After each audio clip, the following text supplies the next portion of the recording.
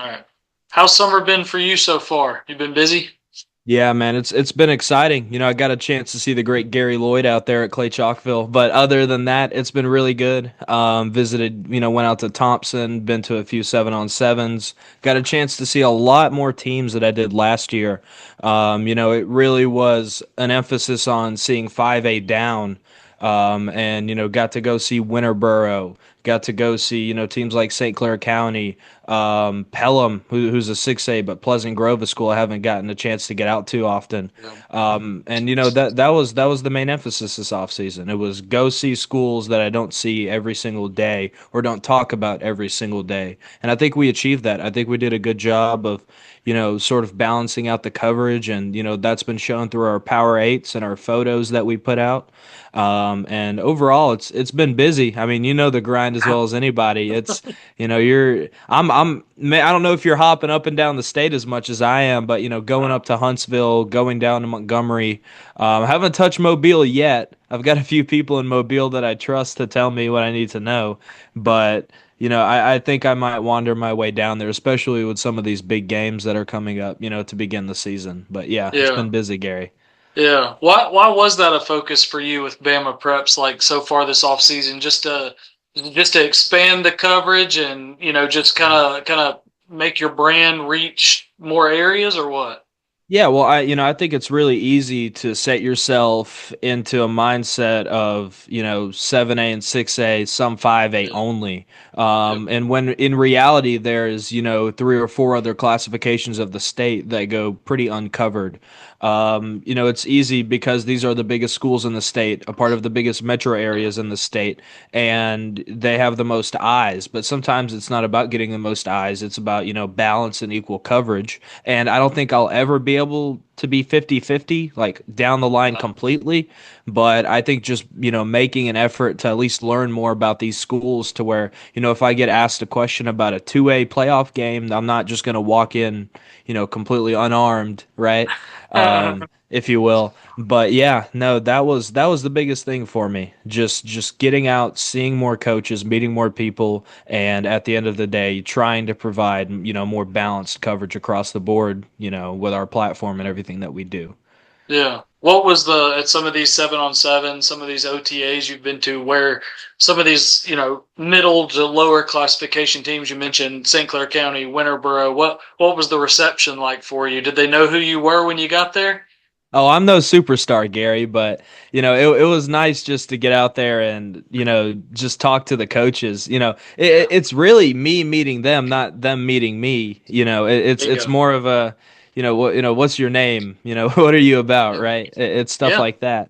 And we did a Instagram live show with CJ from Unlock Your Game and Larry from Yeah. Scout Media, from Touchdown Alabama magazine, and we got a chance to interview a Winterboro player. This is a school I had no knowledge of. I mean, in the grand scheme of things, until the FCA 7-on-7. Yeah. I want to say that's Point. I think Point Mallard's where it was held, or Fort Mallard. It's a fort where it was held, Okay. like around Anniston, and there was, excuse me, Alexandria was out there. Yeah. There was a lot of smaller class schools, and Winterboro was one of them. A lot of talent all across the field for them. And the biggest thing is just learning who these guys are, making connections with the coaches, because you never know if you're going to find yourself on a week where there's not any, big classification games going on, and you Yeah. find yourself traveling to a Real Town or a Fife or a Coosa Christian, which are some of maybe the more prominent 2A or 3A teams, but they're also some of the best and most talented. So you got to know who those guys are. Yeah. I was just reading a little bit about Winterboro these last couple of years. It looks like Been on the they've up, been they've been on the up, knocking on the door, getting to that second round, right? looking to take the next step maybe in 1A ball.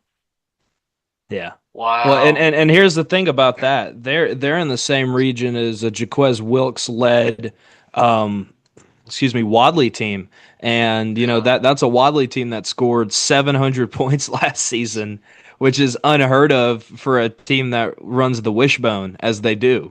So They've got crazy. they've got maybe three plays in the playbook, and you don't really need much else. You line up in wishbone tight. You hand it to Wilkes to the left, to the right, and to the middle, and there you go. Yeah, Led them to a yeah, state championship. You know, yeah. and I mean, 1A is going to be really wide open this year. yeah. There's not an Alvin Henderson. Yeah, I think I caught. I know you had to be there at Protective. I think I caught part of that game, maybe before the Moody Catholic game or something like Yep. that. And Yep. yeah, they ran all over Maplesville. That was Yeah. tough. And Maplesville is a good team. You know, they've got talent on that team. They proved Yeah. it by winning the South, but you know, Yep. I get it didn't much matter when you've got a guy like Wilkes. He's really leaned up. I talked with Dex Preps about him, and you know, he's slimming up a little bit. He's put on a lot of nice lean muscle, and you know, he's one of the most highly recruited athletes in the state. He plays both ways. It looks like they'll have him either at edge or inside at the next level. But you know, if I'm the high school coach, I'm saying you're the next Derrick Henry. I'm just putting you in the backfield. You Yeah. know, Well, and at that level, you've got to play both ways. Like yep, have you just to. don't have the depth. Like I remember covering. I've told this story a billion times, but I remember covering Fultondale against like Fife in the There you playoffs, go. and I'd covered Fultondale a few times, like freelancing for the Birmingham News back in the day. And Hmm. this is when they had Ardarius Stewart that went to There you go. Alabama. So Ardarius is playing quarterback. Now he's just snap it to him and just let him do whatever he wants, pretty Yeah, much. And then he's playing defense on the back end. He's returning punts, returning kicks, and he literally does not come off the field. Like even between possessions, he just stands out there. Like yeah, he yeah, might get some water during like a timeout, but like he does not come over there. And that level of football, if you've got a dude that's that good, like you're yeah. gonna play him in every single spot possible. Yeah, that you know that reminds me of a few different guys. The one that comes to the front of my mind was Connor Nelson for Leeds last year. Dude was the starting quarterback, the punter, Yeah, the holder, and then he'd also play Mike linebacker, which is the yeah, craziest part of the whole thing. Um, yeah, but you know what a feeling that must be to be a the guy, the big man on campus at that point. I mean, and they're all, either have played college ball or going into college ball, Mbakwe. We were all there for that. yeah, That was as close as snap the ball to our superstar and see what happens as it gets, man. yeah. That was one of the funnest state titles to watch with him and Ryan Williams and Sarah Land and all those guys. That was absolutely crazy. And it seems like every Clay Chalkville champion, I don't have them pulled up in front of me, but like all Yep. four of their state titles like have been close, like really competitive games. Hmm. Because a lot of times, you know this, regardless of classification, a lot of times you get to that Super Seven and you end up with some stinkers. Yeah. And Yep. and Clay Chalkville's never been in a stinker. Like that 2014 title over Saraland, same kind of deal, back and forth, Hmm. ends up 35-31. And I remember having that discussion 2 years ago now in 2023, being like, this is starting to feel Yeah. like it did like 10 years ago. Like it Yeah. was weird, just I think the 2021 one was a shootout with Hueytown maybe, and Yeah. That's what it was. that one was super close. I mean, it's just I'm glad we get some of those games that are competitive when we get to the biggest stage for sure. Yeah, because sometimes the state title game realistically is played in the semifinal or the third round. I mean, sometimes it's just what it is. I remember, when I played at Thompson, it was more of, hey, Hoover's kind of the state title game, and it's, Yeah, for whatever year it might have been, right? But that's yeah, just the matter of the fact. I thought that was the case for Jackson last year. I thought the state title for Jackson honestly might have just been showing up to play every game. yeah, Um, because yeah, I mean, absolutely incredible what they were able to achieve and the guys that they bring back now. It really could be the same case. I think St. Michael will probably give them the toughest test there at a 4A South. yeah. But very, very, very true. That's very true. Yeah. Yeah. Yeah, I feel like no disrespect to any other 4A teams because you've still got Cherokee County who's real good. You've still got Yep. Pleasant Grove. Deschler, Brooks, some Yeah, of these Wes schools, but Morgan had a really West good year. Morgan. Yep. But it's like I feel like let's just can we just put Jackson and St. Michael out there and just I mean let's just let them play. Come on. Well, how many 4A programs have a quarterback, a running back, a receiver, a defensive back who all could play in the SEC and play for a good SEC? I'm not talking Kentucky here. I'm talking major. Yeah, that's. I mean, I just picked one, right? I just picked one there, but you get what I'm saying. Like, Yeah. Kean Chapman, his brother Yeah, Duckworth, you're talking Crowell. Alabama, Texas, Georgia. Like you're Yeah, talking man. that kind of thing. Those Yeah. right, and how many 4As have that? St. Michael's doesn't have that. I don't know if 5A that has that. It's a heaping Yeah. of talent that really came out of nowhere. I mean, Yeah. it's very very impressive. But I mean, there's going to be a lot of teams that have chips on their shoulders. Going Yeah. against those guys, you never know. It's high school football after all. Could be an Yeah. injury somewhere, and yeah, but I think they're probably the most clear cut for a Yeah. state championship right now. I don't, Yeah. you know, Yeah. Before we Hoover get into impressed me. because I do want to get into your power eights, but Yeah, before we do that, I was curious about this. When you go to, I mean, not necessarily OTAs, but the 7-on-7s, what can you learn from those that maybe makes you feel differently about a team going into real football? Like, right. Yeah, is there anything that you can pull from it where you're like, okay, this translates to what I think I might see August through December and makes me think this team, maybe I thought they were going to be a 6-win team, but really now I think they're an 8-win team or something like yeah. that. Yeah, it's a few things. And you're right. It's not real football, right? It is 7-on-7. It is passing Sure. 100%. But you look at the way that the offenses ran. Do the routes look good? Does the quarterback look comfortable getting the read and throwing the football? That's what gets exposed the most. Just seeing how the quarterback plays, and that can tell you a lot because let's face it, at the highest classifications of high school football in the state of Alabama, if you don't have a quarterback, you don't have a state title, you don't have a playoff Yeah. appearance. You have to have it. It's a non negotiable. And just seeing if that quarterback can perform at a high enough level, can he go win the tournament? Can he make some really Yeah. good throws? I don't get a chance to see everybody, and I'm also not claiming to be, a college or an NFL scout. But Sure. what I look for personally is for a quarterback's decisiveness, how he gets the football there, and if there's some receiver that's going to go up and make a play, like what I saw a few times at the hustle up 7-on-7, and we'll get to that later. But there was a few guys where it was like, yeah, you throw it to him, it's automatic every time. Um, but yeah, no, just looking for the quarterback, looking for the way he moves the football, looking for the way he throws. Does he feel comfortable? Especially if it's a first year guy, getting into the Yeah. system. Yeah. Who was it? So tell me about the hustle up 7-on-7. Who all was there? Who impressed? All that. There's a pretty big national presence for the event. You had Kell, Georgia, Walton, Georgia come up. Uh, A couple powerhouses there. You had a school out of Arkansas. I forget their name.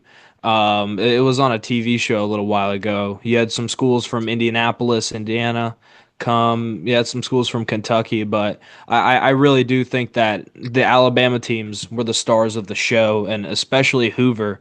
First year with new offensive coordinator there, Daryl LeBeau. This is going to be English's first year as the full time. They yeah. removed the interim tag off of him. There's a lot of excitement around this program, and I couldn't help but notice the giant chip that was on every single Hoover player's shoulder in this tournament. It was No pun crazy. intended. No pun intended, man. They were absolutely just lasered in from the start. And, luckily enough, we were able to get an interview with Coach LeBeau after the event had concluded. And he said, the same things that we were saying. It's not real football. We still got to go prepare for a season because they've got IMG Academy week 1. And, Good luck. good luck, right? But yeah, Caleb Freeman threw the ball around really well. He's going to be the transfer quarterback. We're projecting him as a starter right now. He moved Where do in you transfer from? From Pleasant Pleasant Grove with Grove. LeBeau. Yep. Yeah. And, they've got really, really good receiver depth. I think that Jonah Winston is the name that pops up, but you've Sure. also got Jeremiah Tab in that group. And there's one more I'm forgetting. He had a really good tournament. But you go to the running back, CJ Cali. I know a guy who you've covered a lot. Yeah.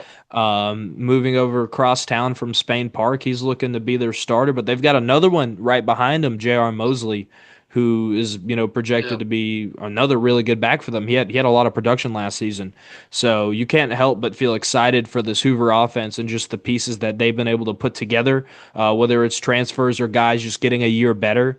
And it seems like a group that we think out of anybody can push Thompson the most. Because there's a lot of schools in Class 7A that weren't at the Hustle Up 7-on-7 where they're replacing a quarterback, new skill players. I look at Phoenix City, I look at Auburn for that. How are these teams going to look, especially early in the season? Another team Yeah. from the Hustle Up that I really liked was Hewitt-Trussville. I think that their starting quarterback this year, Zach Benedict's got to be has a chance to be as good as Peyton Floyd or K. Caruth or any of those guys in the past. He's got a really nice, compact throwing motion. He's got some great talent around him. Chris Davis III is there. You've got Deuce Alston. That's going to probably be their running back tandem. And don't be surprised if they use Davis as in more of a hybrid slot role.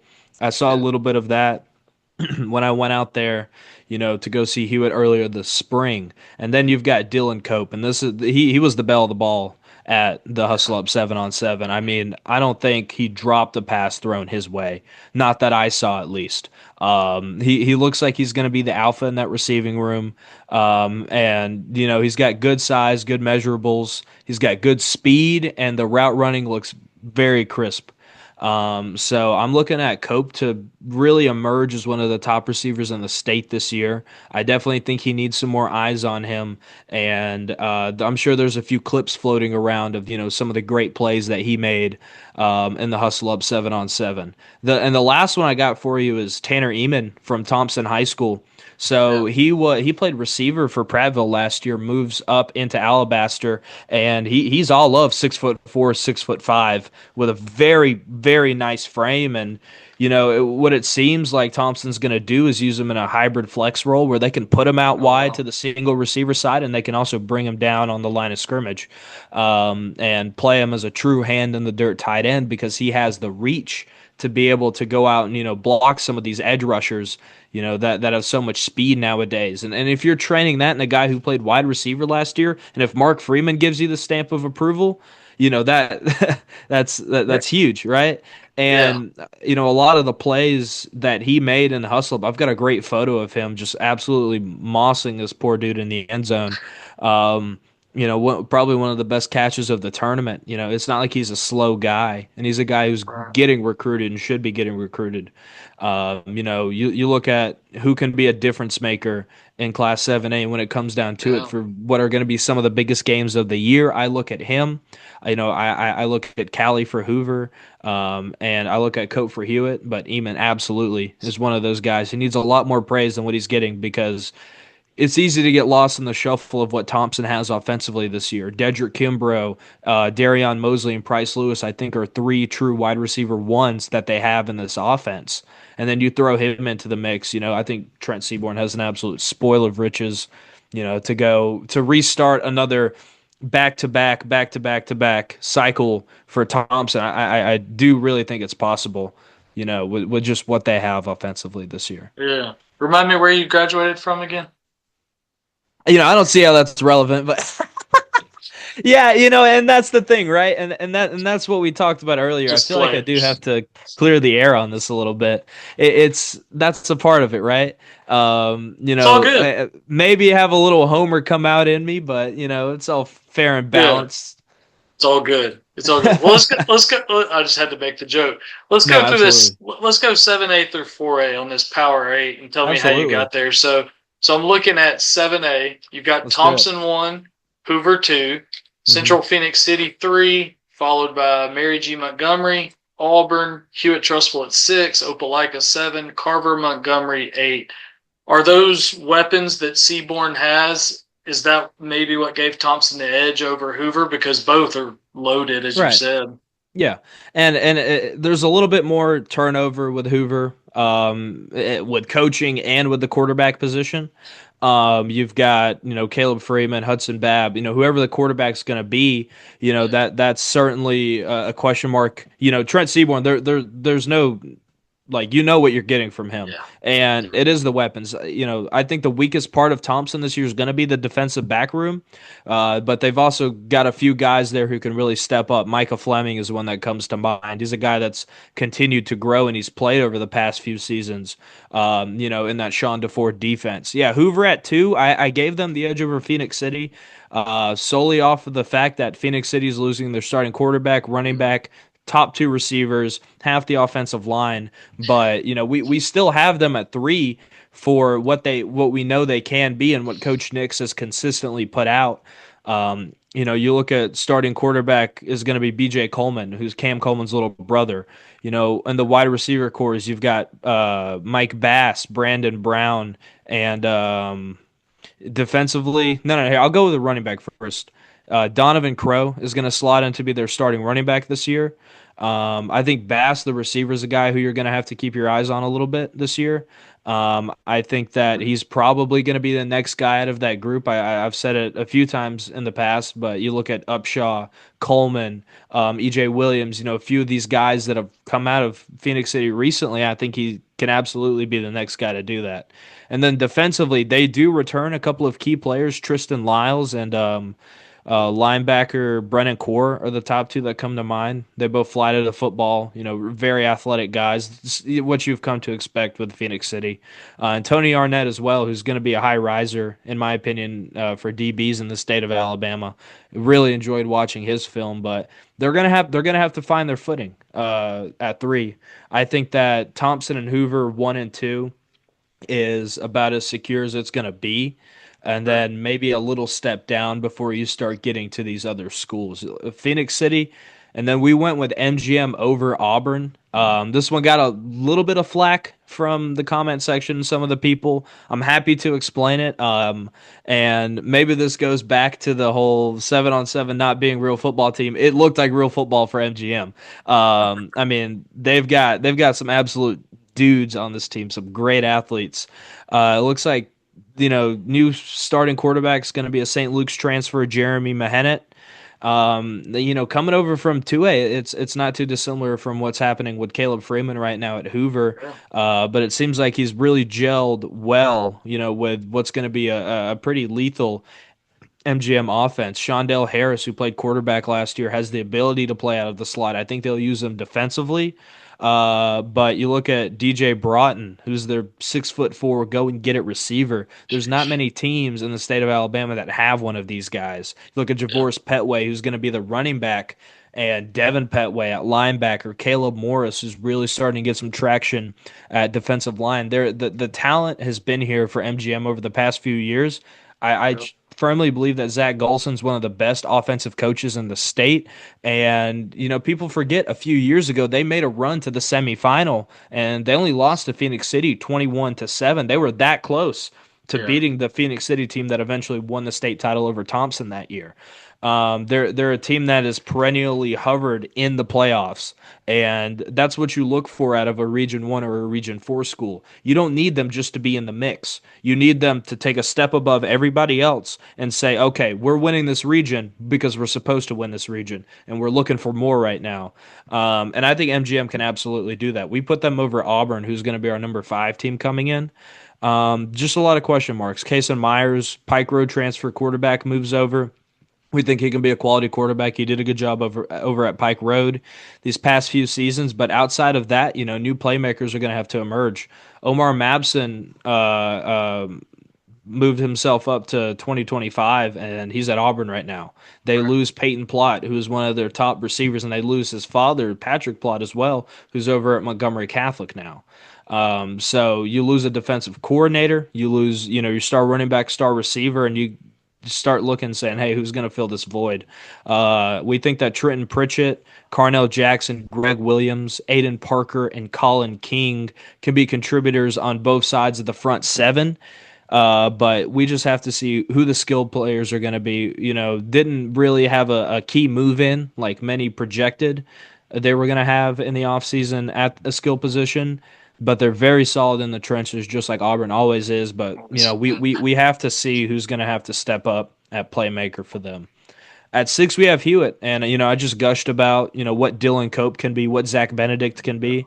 But I'll run through this defense a little bit. Dante Seals, who's going to be one of the top edge rushers in the state this year. Nothing but potential there for him. You've got Hayden Chauvin and Will Phillips back there in the DB group, and we think that this is going to be a Hewitt team that's really and truly better than anything they've had over the past 2 to 3 years. Very excited to see what they can put out on the field. And who knows? They almost beat Hoover last year. Thompson game was a little less close, but they've always been a perennial contender, and we see no reason why, maybe they can't step up. And then for 7 and 8, Opelika and MGM. These two were a little interchangeable for us, me and TP, who do these rankings. We think that with the talent that's coming back into Carver Montgomery, I think Coach Mario White's going to have a pretty easy job of, getting the keys turned over to him from Bobby Carr, who's at Prattville now. And it looks like what we're hearing now is that Carver's got a quarterback coming in from Texas. So we'll see on that, but if not, it'll be Zion Crumpton at quarterback. It'll be Kendarius Reynolds as an athlete for them. Jamaris Harris at edge rusher. Kamari Jackson probably as a DB, and Brendarius Willis will also be a DB. Carver's going to have size. They're always going to have a good offensive line, especially after some of the Lanier boys that came over. They're going to be a very good group, and we have belief in them. Same goes for Opelika, but they're going to have to replace a few key guys. Colby Key comes back at quarterback. They've got a true fullback, which is what I love about Opelika. Blake Johnson is a true hand in the dirt fullback for those guys, and they'll run him right alongside Jordan Waits. But a few other guys are going to have to step up for them. We look towards Jalen Washington and Quez Johnson at receiver and Braden Howard at DB. Overall, for 7A, right now our pick to win the state title is Thompson. Shocker. Yeah, make all the Thompson Preps jokes you want. Right, Gary? But we see them top down from coaching to quarterback to offense. We see them as the best team. But Hoover, Sure. who beat Thompson in the Hustle Up 7-on-7 championship game by 2 scores. We're certainly not sleeping on Hoover, and everybody else pretty much is an unknown entity for the time being.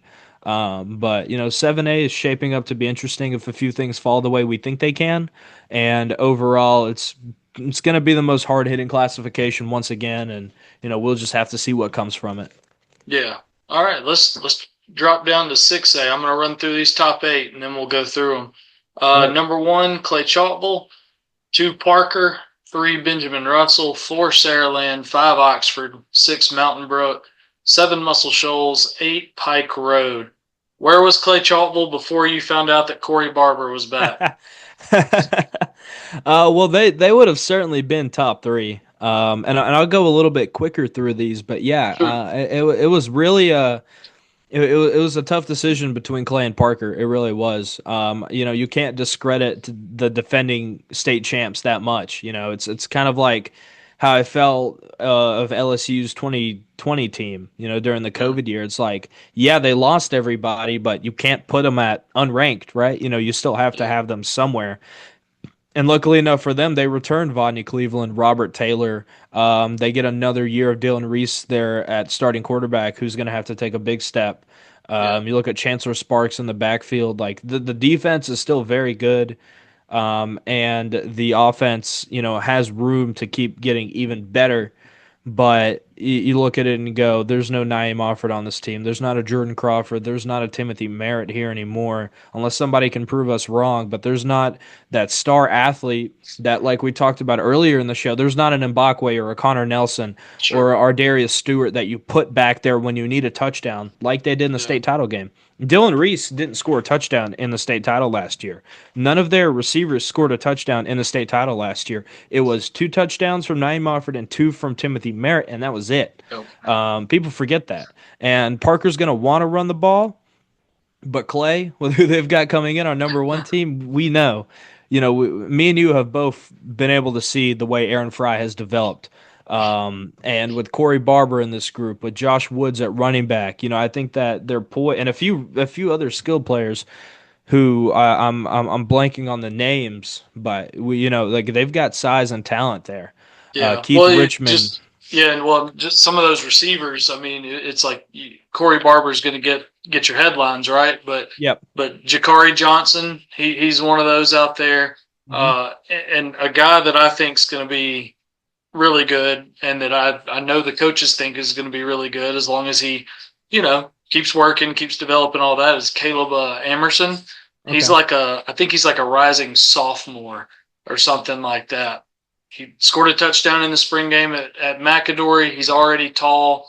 Obviously, he's built kind of like a sophomore. He's a little gangly right now. We Yep. gotta we gotta keep pushing those weights. But I Get a saw him cheeseburger at him. get a couple double cheeseburgers in him. That's But right. I was at the Nico Collins camp Hmm. Saturday at Clay Chalkville. And, that was just for kids grades 7 through 12. There were a lot of younger kids there too. Um, Most of them, I would imagine, from the Clay Chalkville community. A bunch Hmm. of them were not. But Emerson was one of them that was out there and he was working. And Yeah. I saw him talking to Nico at one point, took a picture or two of it. And I had this like flashback. Now I'm not saying Emerson, I would never put this on him to be like compare him to Nico Collins, You but it saw it a little was, bit. but it was like, well, it wasn't so much that I saw it. It was kind of what I remembered. I remembered Nico coming into his sophomore year, the year they won the state championship in 2014, and TJ Simmons was kind of the star receiver, and then Nico kind of bridged that gap, and they were just a two-headed monster. And you've got Emerson now, who's coming into his sophomore year, Yeah. and you've got Corey Barber, who's already the wide receiver monster. And there's like kind of the similarity there where he's kind of not really the guy talked about right now, but who knows? Maybe there's enough balls to go around Right. that he really turns some heads. Even if he doesn't this year, he'll be turning Yeah. some heads before his career's done. But those were a couple of those names. But yeah, you were mentioning Keith Richmond, who Yeah. is a beast.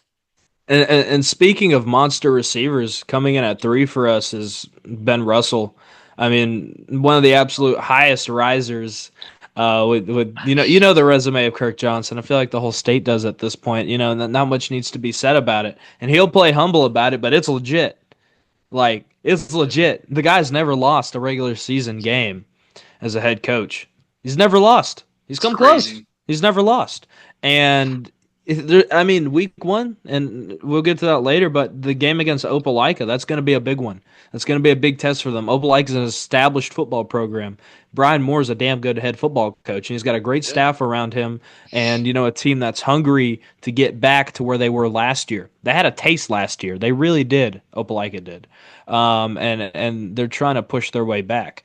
But on the other side of that, you've got an upstart Ben Russell who's had Sedarian Morgan in this program, and now you bring along a couple of Catholic transfers with them. Kingston Prior, the starting quarterback, BJ Bedgood, starting receiver.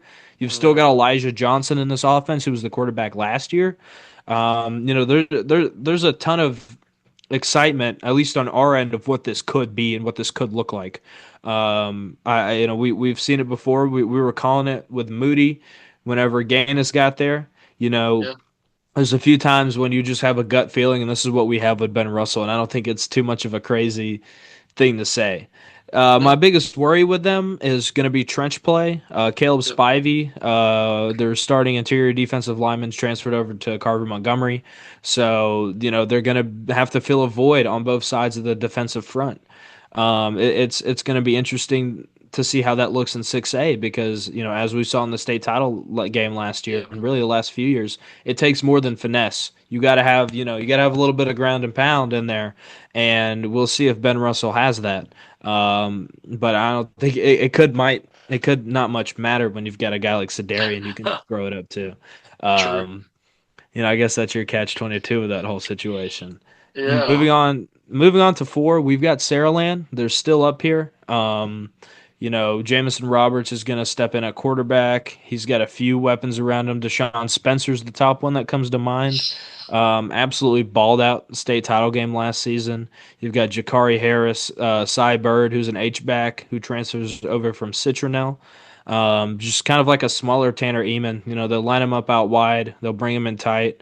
And Keanu Snipes, who's one of the younger edge rushers in the classification, who we're really looking for to take a big step. This is a much younger Saraland team, but you've still got guys like Spencer and Roberts who are going to have to lead this team. When KJ Lacey and Ryan Williams did it for so many years, even CD Gill last year. It's gonna be a different group for them. And we have to just set him here at 4 and see what happens because it's still Saraland. Jeff Kelly's still going to do what Jeff Kelly does. That's not much of an issue. But our floor on them is a little bit lower this year, but we still think that they can do what it takes to reach the state title game. We have Oxford in at 5. New quarterback for them, Maddox Mims will have to step up, but I mean the dudes are still here. Bryson Sanderson and Jackson Elston is probably one of the best tackle duos in the state of Alabama. Uh, I mean, just absolute monsters on that offensive line. Caleb Wynn and Jalen Taylor are back. J.S. Fleming and Keenan Britt are your 2 star inside linebackers, and all this really falls down to is, what does Maddox Mims look like? We know what his brother was. What does he look like? From everything I've heard and seen, he's going to be more of a dual threat. And when you've got a guy like Caleb Wynn that's going to take so much of the eyes of the defense, it's nice having another mobile guy back there who can make some stuff happen. We're still pretty high on them. Moving on to our next team is Mountain Brook, our number 6 team in the BP Power 8 for 6A, and we absolutely see Mountain Brook as probably the biggest sleeper in 6A right now. Caden Hoffbauer and Stuart Andrews. We talked about Mims and Wynn. Like Hoffbauer and Andrews, we think can be one of the most dynamic duos in the state. yeah. And we know how Mountain Brook likes to scheme things up, man. They're one of the best offensively coached football teams. They've got their own style. Not many people do it, but they know what to do. They know how to do more with less. And I hate saying that because they're a darn talented team this year, but that's been the fact of the matter. Sam Smith and Rocco Gray are there as a receiver and a center. Rocco Gray is going to have to be the leader of that offensive line. You've got Lawson McKnight and middle linebacker Miller Lee in that group as well. Those were some of our key players. But when it comes down to it, I've got 2 things for Mountain Brook. I think they can win a state title, and I hope they don't wear the Guardians because those chrome domes are some of the prettiest helmets that we have in the state. And this is my official appeal to whoever needs to hear it. We got to see the chrome domes. Like, you can wear it on the white helmets, just don't wear them every week, all right? They're gonna wear those Guardians. I promise you. I know it, man. I know it. Okay, if we can get chrome spray paint maybe and spray the Guardians, I mean, that Okay. might Or just get Guardians that are gold. Mountain Brook can afford that. we'd be thinking too hard then, Gary, and we don't want to do that. We don't have to go get any Rust-Oleum from Home Depot and go down the line spraying. Yeah, Mountain Brook can write that check. layer a clear coat, man. There you go.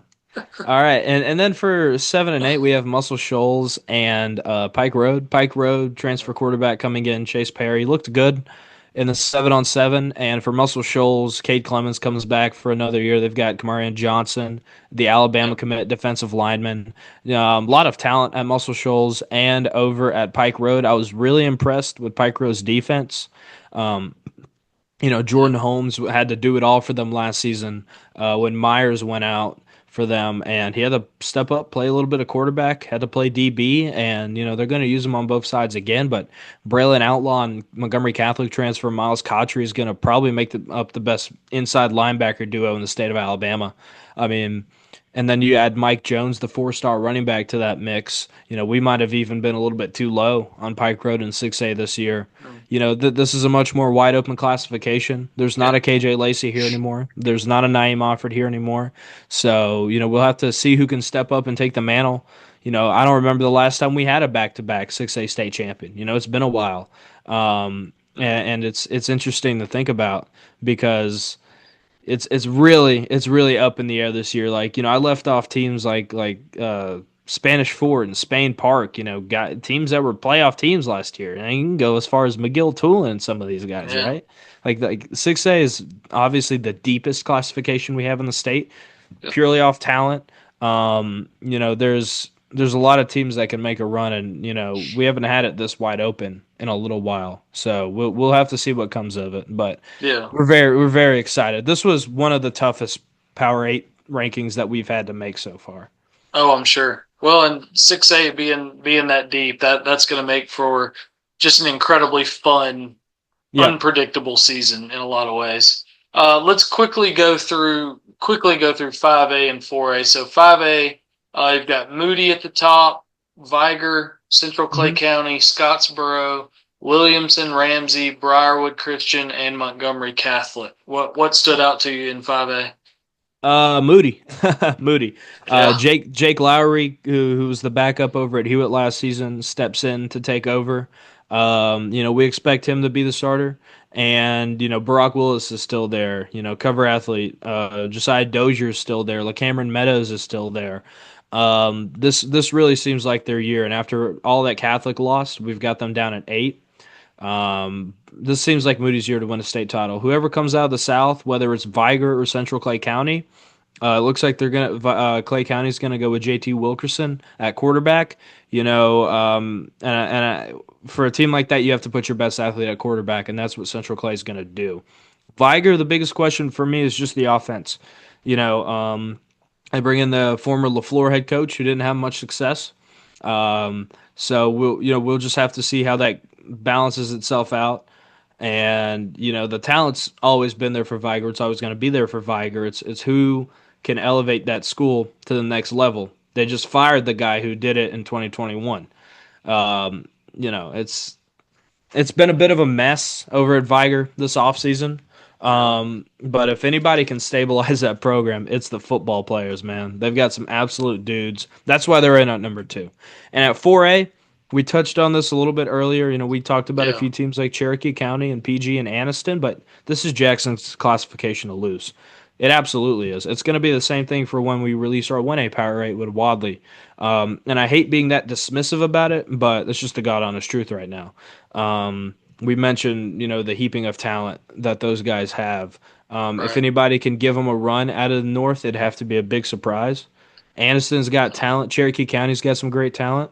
Brooks and Deschler are two of those teams that are clinging in, and it's going to take a big upset for anybody to beat Jackson. But overall, in our power eights, yeah, we're the easiest one to pick, and we just look forward to seeing what that offense can do next year. Yeah. I think a very interesting game is going to be week 1 between them and Saraland, and one that I might be trying to make it out to because goodness, that's going to be a good game. Yeah, that's kind of what I wanted to wrap with was what does the season outlook look like for you? Like determining where you'll go and how you'll decide, because you're only one person. Like, and there's all these games. Like, how do you decide where you want to go each week? Yeah. For me, it's just deciding on what's going to be the biggest game that week or what's going to be, the game where the most people need me that week in terms of photos and everything. And I have the schedule pulled up here. And you look at what's going on Thursday. And I'm talking strictly, the first week of the season Sure. here.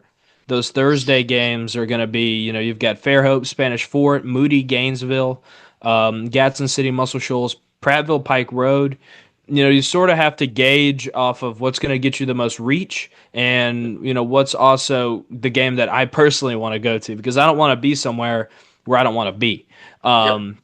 And whatever it may be there, I'm really interested in Prattville as anybody could be with a Bobby Carr coach team. Yeah. He always brings the juice anywhere he goes, and I think that with what I said about Pike Road, they're going to be a 6A contender. I need to see how Prattville can hang with them because they beat them last year. They beat Pike Road last year. People forget that.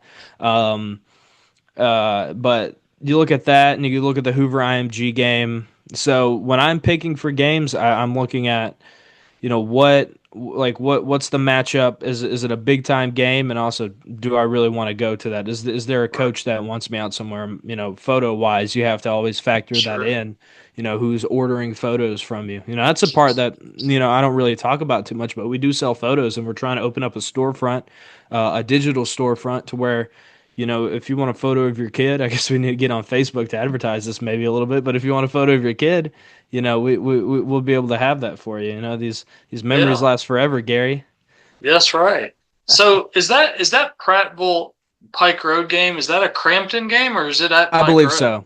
Is Yeah, the so Crampton like one of the kickoff games? yep, so I think that's the Thursday kickoff classic and the Friday Okay. one's Real Town and Fife, which is going to be another great game. That's going to be a really excellent game. Yeah. And But that yeah. that Moody one is at Gainesville in Georgia, isn't it?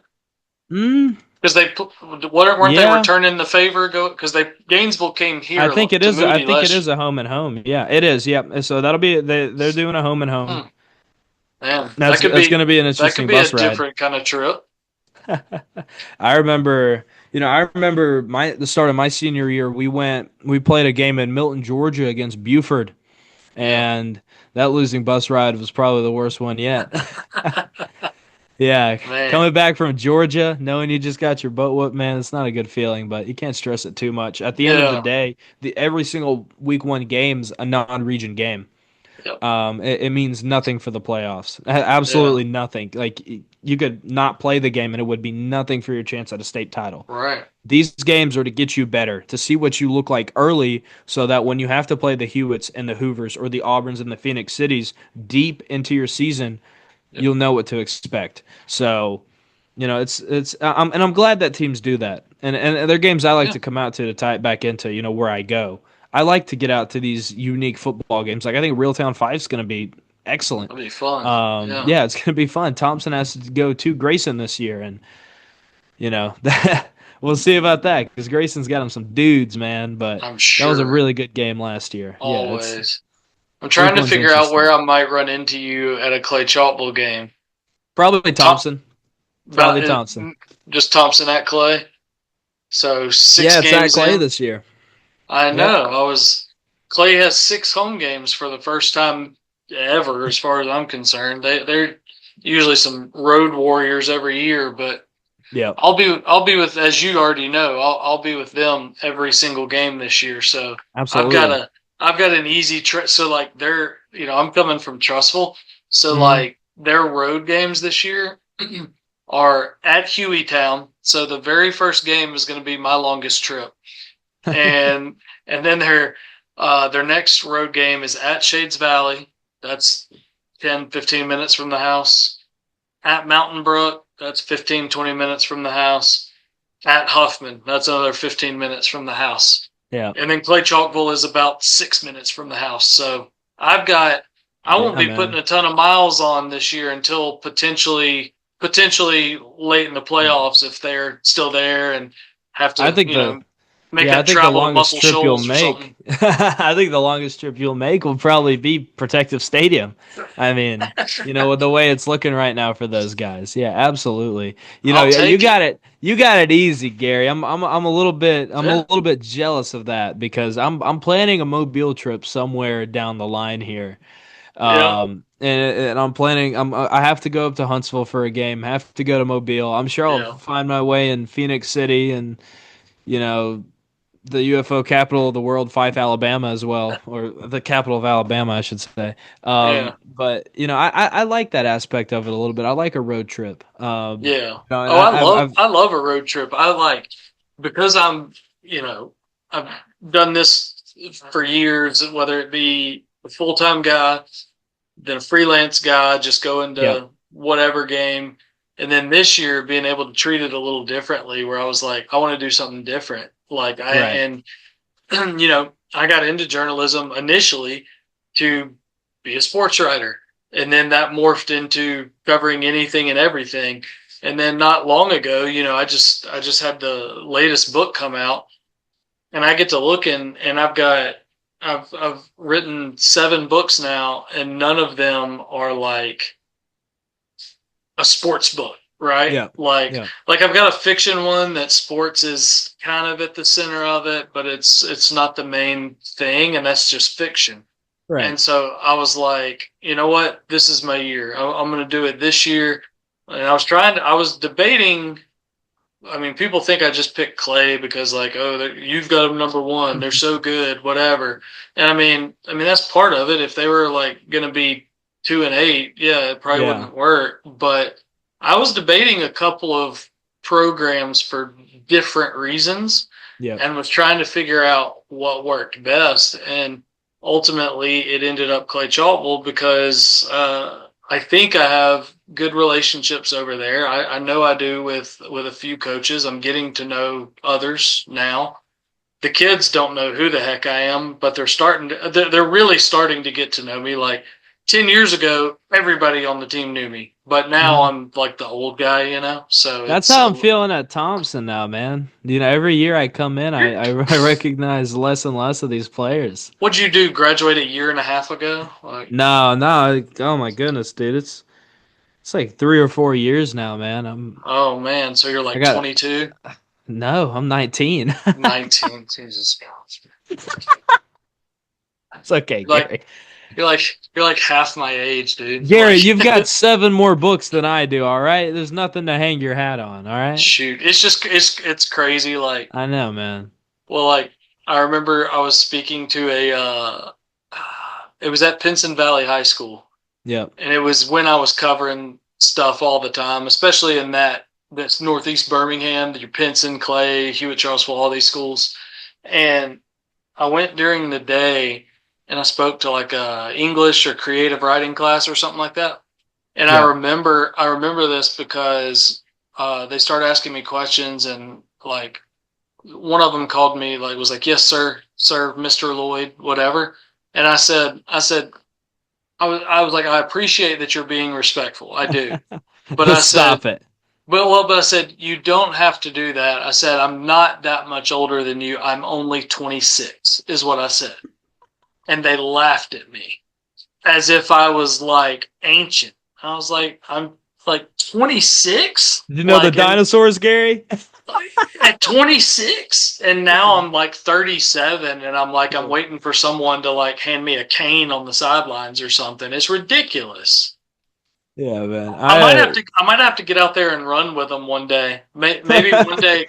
Maybe one day I'll put the backpack, notepad, camera down, and maybe run a half gasser or There you something. go. You need a head mounted GoPro. That's what I'm thinking for this. I got called sir at the Hustle Up 7-on-7, Welcome aboard. but by a Russell County guy. I'm like, I know this has put some years on me, but God bless. It's It's all downhill from here, it, Vlad. it's what I hear. It's what the streets are saying. Yep, All that's right. right. Yeah, I'm looking forward to this season. It's gonna be weird, not probably not running into as many familiar faces like every week because like you bounce around, maybe increase your chances of Right. running into people. But I'm looking forward to it anyway. I know I'll see you September 26th then against I'll Thompson. be there. Yep. I don't know that I'll see you the next week. Clay at Mountain Brook feels big, but back to back weeks, same school, you probably won't be there. If I'm gonna hit a Mountain Brook game, it's probably gonna be the Parker game, week Parker. 2, and Yeah. that's gonna be a fun one because there's been some chirping going on between those two Oh yeah. teams, and that'll be an exciting one to get out to. That's good chirping. I was there Quality chirping. Yep. 2 years ago, I guess, at Mountain Brook, and that was a slugfest and a lot of flags, and there was some chirping in that game. Oh yeah. All right. Oh Well, yeah. so Bama Preps on Instagram. Where else? The Where is everything at? Bama Preps FB on X the Everything app. It's at Bama Preps or slash Bama Preps on YouTube. We have a website. We haven't updated it, but we will, I promise. So go check it out. BamaPreps.org. That's where we'll have most of our photo links. If I could ever figure out how to do that, right? But yeah, no, social media based. No Yeah. newspaper here, Gary. You're safe for now. So, you know. I think I'm just about done with newspapers now. I I think think the world is probably done with newspapers just about well, now. well, and I don't want to like. I'm not ready to go that far, but like because I Yeah. like a good newspaper, but Right. like I think I don't know. I think there's a place for them. I just don't think that place is big, statewide, national, whatever. I think it's your very hyper local, very Hmm. community focused type thing. And I think some things come back around, and I do think there could potentially be a market for it down the road, even right now in certain areas. But I'm just enjoying uh, doing this now, where like Yeah. me and you, if I was writing an article or a feature story about what you're doing, like this is how it would have gone. It would have just been Right. on the phone. And so now I can just take it and put it out like this as a podcast and not have to write from it. You know what I mean? Yep. Um, Today I found out that I got my YouTube partnership thing. So It's I hit big my time. I It's hit big my time. 3,000 hours. So Well, I now hope I this will can. get you some money, Gary. I was say I'm looking forward to earning $1.32 over the next year. You know. Absolutely. Yeah, and going back on the going back on the newspapers, I would love to see the papers in the crowd whenever we won a state title. Yeah.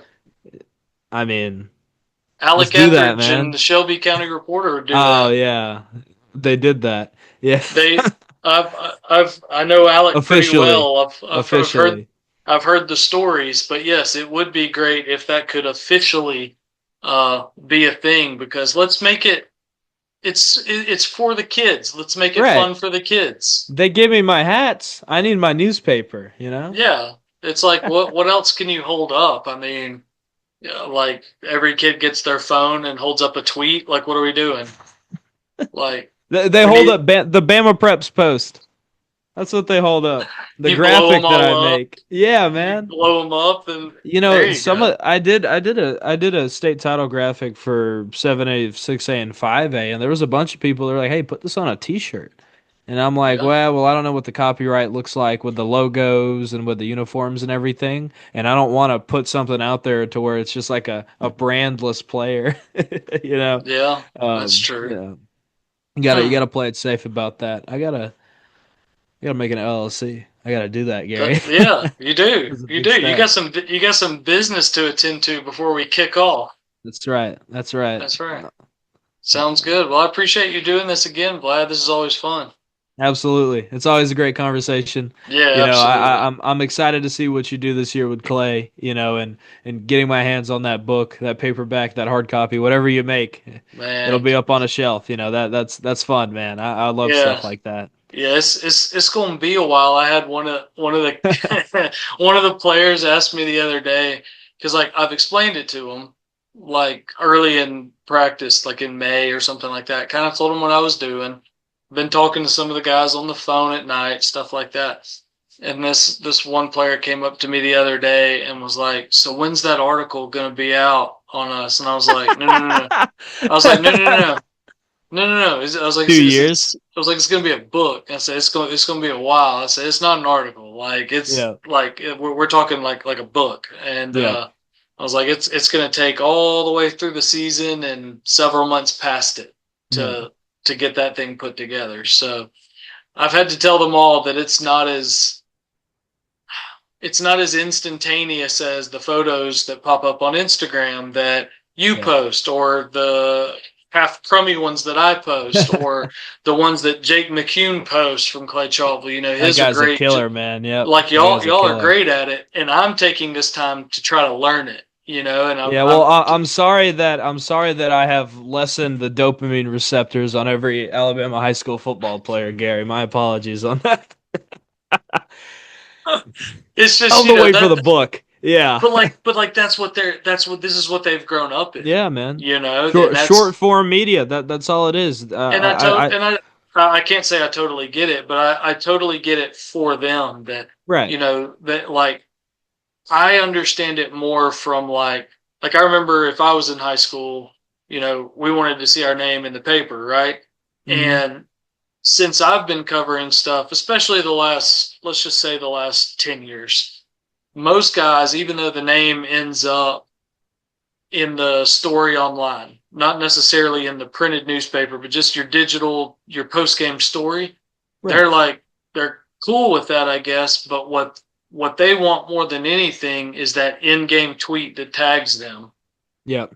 X guy runs for 22-yard touchdown and you're tagging him in it, or you've actually videoed the play and you're tweeting that. That's what they want. Yep. They don't care as much about the name being in the article post game. Right. They want that highlight, that it is that instant gratification a little bit, but it is also helping them get to wherever they want to go. They can add it to a highlight tape and show a coach, or that Right. kind of thing. So, and that's what I'm trying to do with the podcast too, is talk to more players at times that want to talk on here, because a lot of these guys, especially your ones that are getting recruited, it gives them an opportunity to practice their interview skills and sitting down and having a conversation and staying off this thing for Yeah. 5 minutes and getting off And Call of Duty.